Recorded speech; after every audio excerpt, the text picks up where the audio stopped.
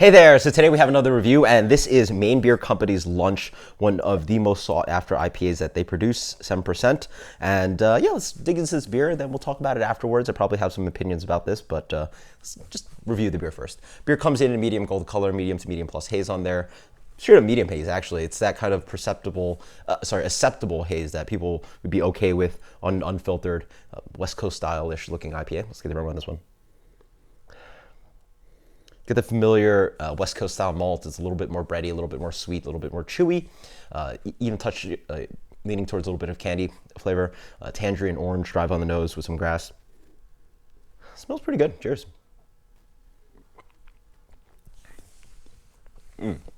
Up front, you get a little bit of smack of grapefruit, a little bit more of that orange quality, but really the fruitiness is subdued. Mid-palate, the bitterness rides in. This is a very fresh bottle. I'm actually surprised by the subdued hop qualities on this one. It's a month fresh, and I know the place I got it from. They kept it in the fridge, so.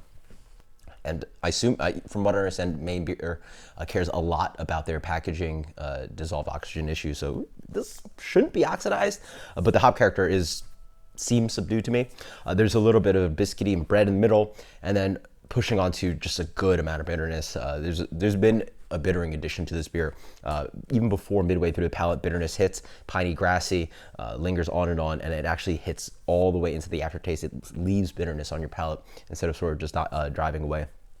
This beer in general is very familiar to West Coast IPA, very much different from New England style.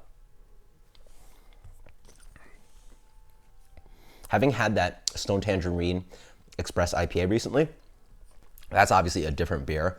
It has tangerine pineapple in it, but it does have a little bit of light malt. It's unfiltered. It sort of is playing in that DNA for me versus something that's a little bit more new age. Granted, this recipe's been around for a while. So as for rating,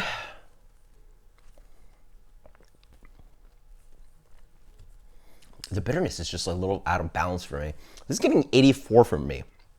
So speaking about this beer, this is one of the first breweries I got into getting into craft beer. First thing that you'll notice is the pricing is insane on these beers. This one comes in at $9, $10, $11, $12 maybe even in New York City.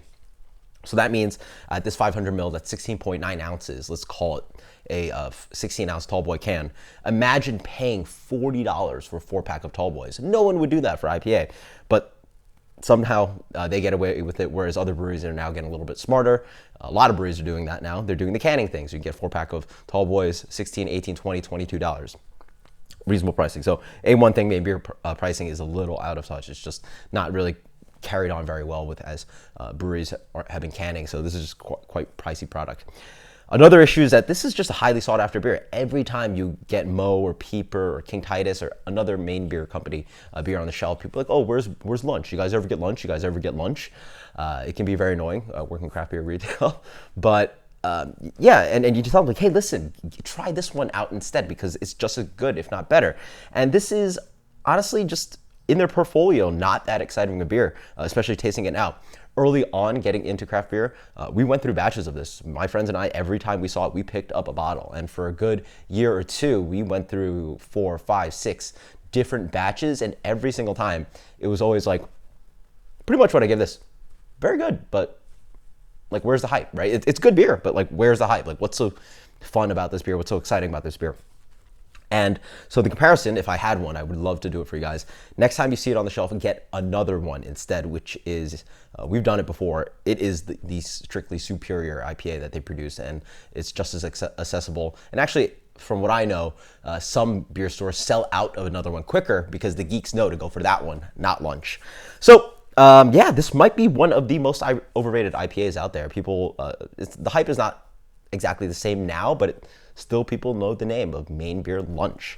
Obviously they know Dinner as well, which is a brewery limited release, but this one actually hits the shelves. People want it, and shocks me. One of the most overrated IPAs, I think, out there. So until next time, guys, cheers. Let me know what you think about lunch. Cheers. Later.